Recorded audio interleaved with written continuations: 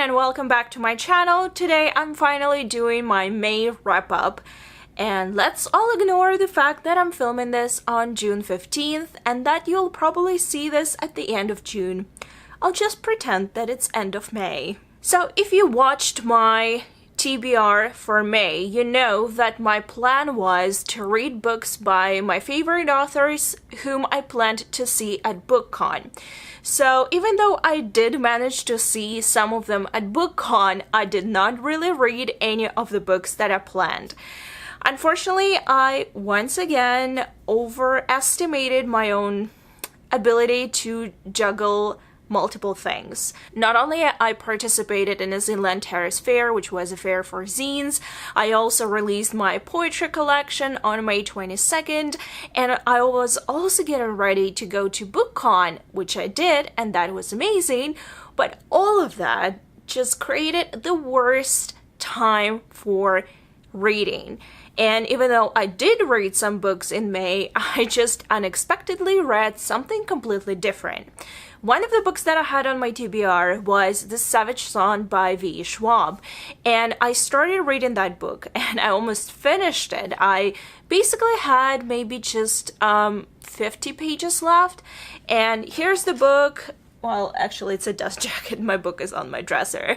But this book, and also this Dark Duet, Our Dark Duet, and some other books like Vicious, this new edition of Vicious, I brought all those books with me to BookCon thinking that I might reread them and get them signed. Well, I got them signed, but I never reread them. However, like I said, I did read some books, so without further ado, let's just get on with it, because this is going to be a very quick video. And the first book that I read was, a matter of fact, a graphic novel called Leave Me Alone by Vera Brosgol. So Vera wrote a book called Anya's Ghost, and I read it, I think, in 2015. I remember that was the first year when I started BookTube, or rather I started reading YA and watching BookTube. I have not started with my own videos yet, and I remember reading that graphic novel and I gave it only 3 stars, or maybe 3.5 or somewhere around that. I liked it, but I did not really fall in love with the plot. And then at TCAF, which was a Toronto Comic Arts Festival, and that was the main event, and part of it was the Zinland Fair, which I participated in, and I had an opportunity to go to TCAF and actually had a look around. There, I saw Vera signing her books and promoting her other books and her most recent release. And one of the most recent releases was this book, which is called Leave Me Alone. I looked at it and it seemed to be just a picture book for kids, not like a full graphic novel. So I decided, instead of picking up my own copy, because it's just a children's book and I don't have any children or any children of the applicable age around me, so I picked up the copy from the library and I read it, and it's super adorable. So essentially this is a story about a grandma who is very grumpy because she wants to knit sweaters for her grandchildren, but they are all distracting her. So to get away from everyone, the whole family, she sets up on a journey, and then first she goes into the forest, then she goes into the mountains, and eventually she even goes to the moon because she wants to be left alone to be able to knit. And that's the whole premise of the story. Absolutely adorable. Absolutely. I love the humor behind every scene, and it's very humorous and also heartwarming. I give it 4.5 stars. I find it very difficult to rate children's books because, especially with picture books which have mostly pictures and very little text, it's hard for me to pass on any judgment because I'm not the targeted audience. But what I like about Vera's style is that she manages to balance humor with some, heartfelt emotions, and also there are always some elements of either Russian folklore or a Russian history or something in her books, because she is Russian. She came to US, I believe, when she was a child, so there is always a bit of, that aspect in her stories, which I absolutely adore. And one of the things that I loved in that book were the goats. There's a picture of goats who are trying to eat her knitting. It's super adorable, so I just love that. Yeah, so if you have children of applicable age, I highly recommend you check out this book. I'll provide the link down to the Goodreads page for you to check it out, but it's super adorable, very colorful, and also heartwarming. So yeah, definitely recommend. I finally finished Everless by Sarah Holland. I'm pretty sure I read this book for like 2 months, if not 3, because it was just taking me ages. I read the first, I think, 50 or 60 pages fairly quickly, and then kind of like hit the 100 and got stuck because the book was not holding my attention enough.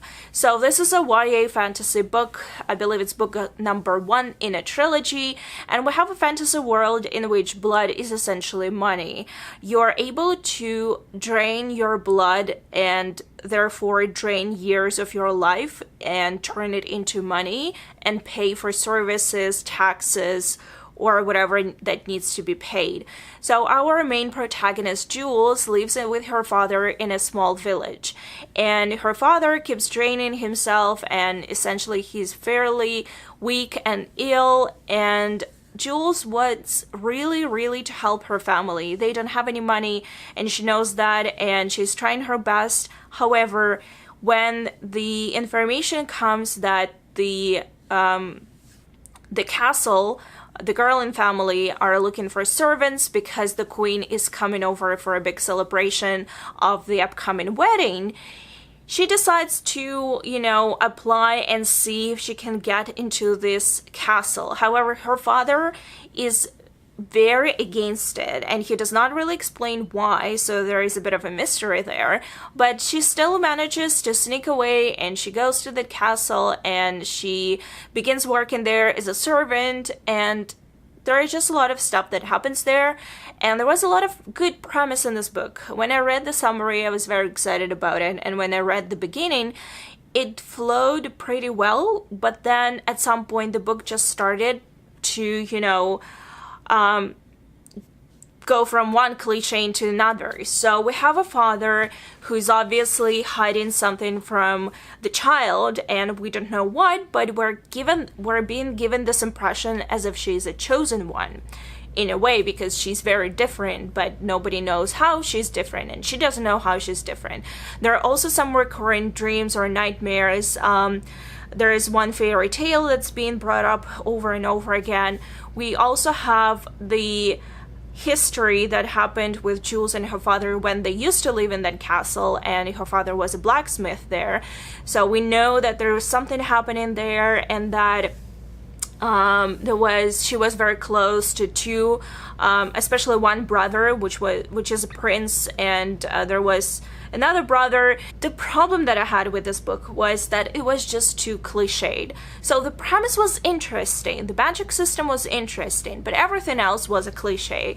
We have a girl who's like trying to be very good, and who's trying to help her family, to help her father, but at the same time there is like a dark secret. And then we have one brother at the castle, a prince, who's very nice to her, and she had some sort of glorified picture of him in her head about how they were used to be so close, and she was almost infatuated with him. And there is also his brother, who is a dark, broody, evil, etc., etc. We get this absolutely predictable love triangle, and we also get some other things that happen in the story that are very predictable.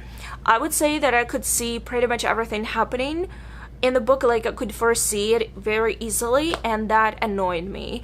And because nothing was really very exciting, or let's just put it this way, there are certain things that were exciting in the book, but they were not very engaging or very original. That's why I didn't feel the compulsion to pick this book up. So it took me a while to read this book. I gave it an overall rating of 3 stars. I don't think it's a horrible book, but I definitely read way better books.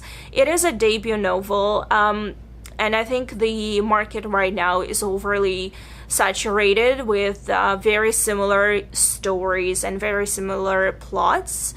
If we take away the novelty of blood money in the story, it will be pretty much like many other fantasy stories.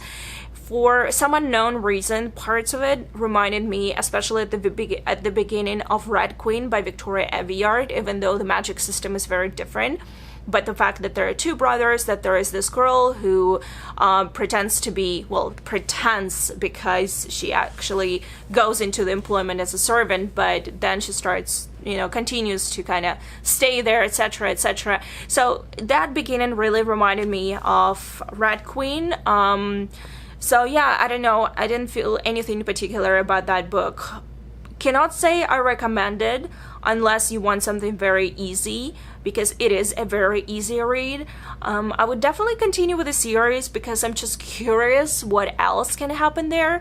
There was one aspect of the time and how time was affected, and that I liked. But other than that, I think this story is not really original. I'm sorry. Next book, I finally finished The Swan Riders by Erin Bow, and that is the second book in her duology. The first one was The Scorpion Rules, and I thought I would pick up the physical copy from the library and just read it, and it will be much quicker. But then I read a couple of pages and I realized that I hated it even more than listening to an audiobook, so went back to listening to an audiobook, and I suffered through it. Pretty much like I suffered through the Scorpion Rules, but let me put it this way. Scorpion Rules was just boring from the standpoint of the plot. Swan Riders is slightly better from the character perspective, because it's a very character-driven story. The Swan Riders is the second book in the duology called The Prisoners of Peace. I'm not sure if the author plans to write more stories in this world, because to be honest, the second book finished in a way that leaves the opportunity for the series to be continued, but I honestly do not know. However, it reads like a complete series, so there might be a sequel, or otherwise you can read it as just a standalone duology, if it makes any sense. You do need to read the first book, The Scorpion Rules, to understand what is happening, and this is a sci-fi dystopian young adult series. The first book is about these children of peace who are the children of different kings and queens of different countries in a dystopian world, and after AIs took over all the countries and basically began to rule the world, the only way for them to contain the peace and maintain the peace was to take those children from each country and keep them as hostages, and if any countries started war against each other and one of the countries was at fault, like invading other countries, a child from that country dies. So that is the premise of the story, and we have the main protagonist, Greta, who is a princess, and she's being brought up in a precepture where she attends essentially like a school, and she's being taught, but at the same time she's a hostage.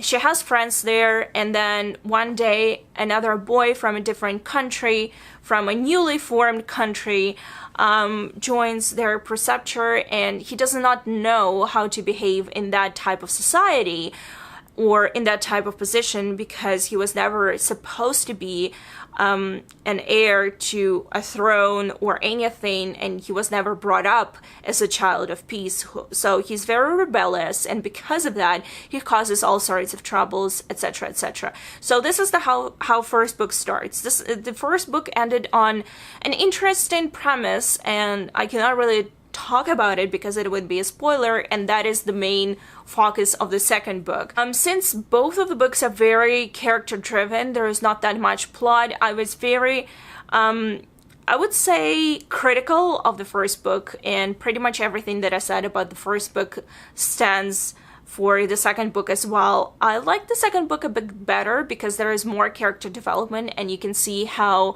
characters change, and the way in which they changed, and the way and the turn that the book took in terms of the character development. I really liked it. So I would say that I liked the second book a bit more than the first one, and if the first one was 2.5 stars, this one is definitely 3 stars. Still, I found it really difficult to get through this book. I found it at times extremely boring. The narrator chose a very interesting narrative style.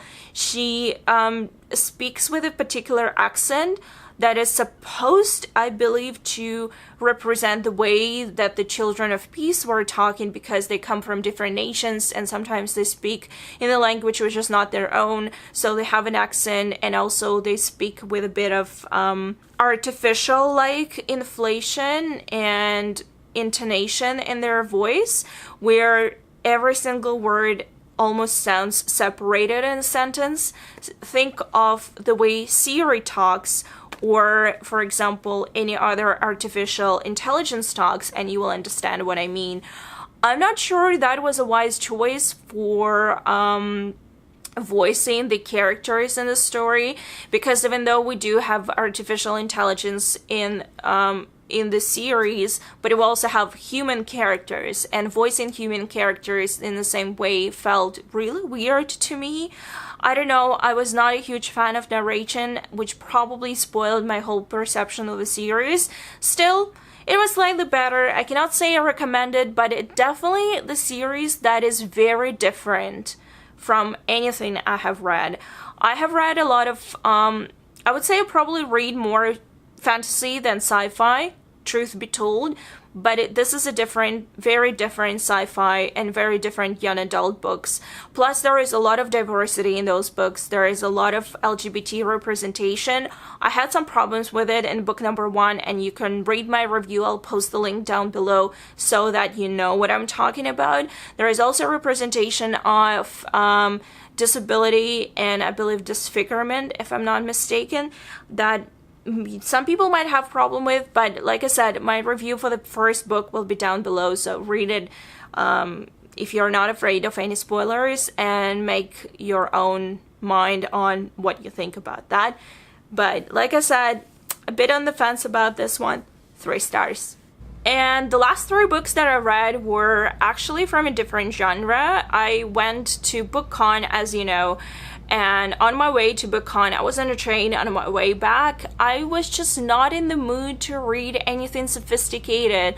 I just wanted some trash. I'm sorry that I used this word. I do not imply that the books that I read were trash, or that the authors were trash. No, I'm just saying that I wanted something very easy, kind of like to cleanse my palate, so to say, and plus I just didn't have any brain power for anything very complicated. So I went with my favorite genre for that, which is gay romance, and because it's usually very easy to read, short, fluffy, and usually ends with a happy ending. I mean, what else do you need? And the first book was Worth Searching For by Wendy Quells, and I liked the book only because it had dogs. There were like dogs being adopted and dogs being treated, and there was also part of the book which dealt with grief over losing a parent, and I liked that aspect. So even though some parts of it were predictable, I gave the book 3 stars.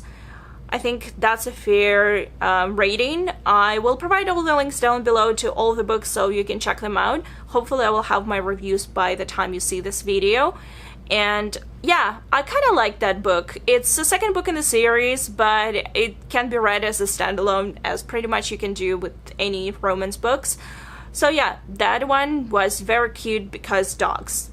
The second one was Nobody's Home by Dev Bentham. Oh my god, this name is like a tongue twister for me. I'm pretty sure I read something by this author before.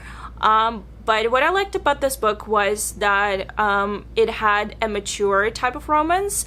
I do find mature romance more appealing, especially when people talk about, you know, getting second chances in life, and that is more appealing to me as opposed to first love and Romeo and Juliet type of stories. So yeah, I kind of enjoyed it. It was once again predictable. Gave it 3 stars. But it also had enough angst in it to keep me interested, because if something is super duper fluffy, I will probably just DNF it. I can rarely, you know, just read fluff. And the last but not least was the book called The Weight of It All by N.R. Walker, and that book was recommended to me a while back because it's a story about a guy who wants to lose weight, and he goes to the gym and falls in love with his trainer, which is very predictable. But what I liked about this story is that it does not really glorify weight loss, or that is not the point. The point is like getting healthy, which I kind of like this message way more.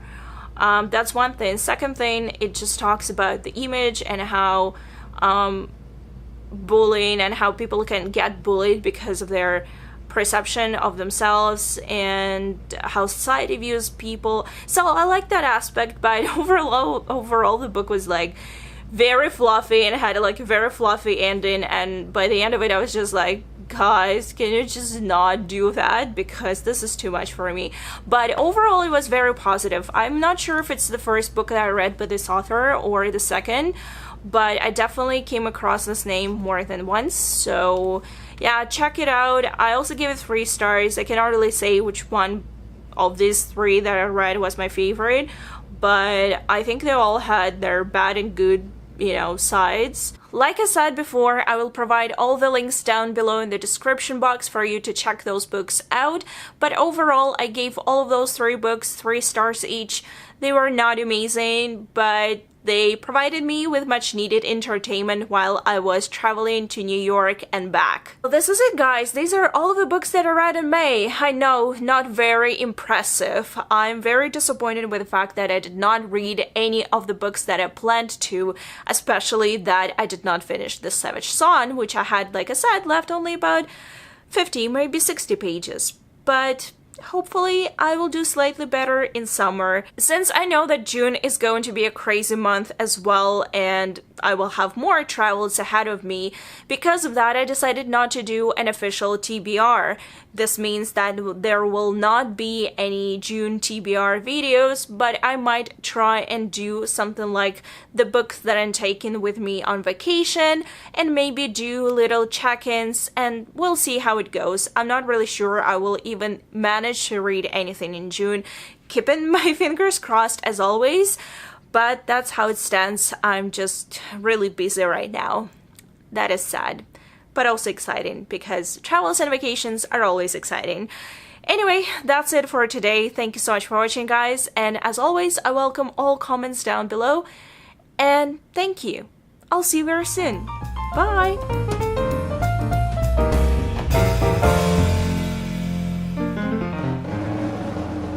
I wanted... Of course there is a helicopter. There is always a helicopter. Always. Okay, let's just wait because I cannot handle this. So, the last 3... Now it's my AC. I'm going crazy. And laughing actually hurts because I had a root canal 3 days ago and I'm still recovering. Probably should not be talking a lot or filming, but who cares? I need to make a video for you guys. Okay, since my camera decided to die on me, that's why there is a bit of a change in the light. But let's move on. I hope that was focusing on me. And I still cannot see what the heck is happening. Ooh.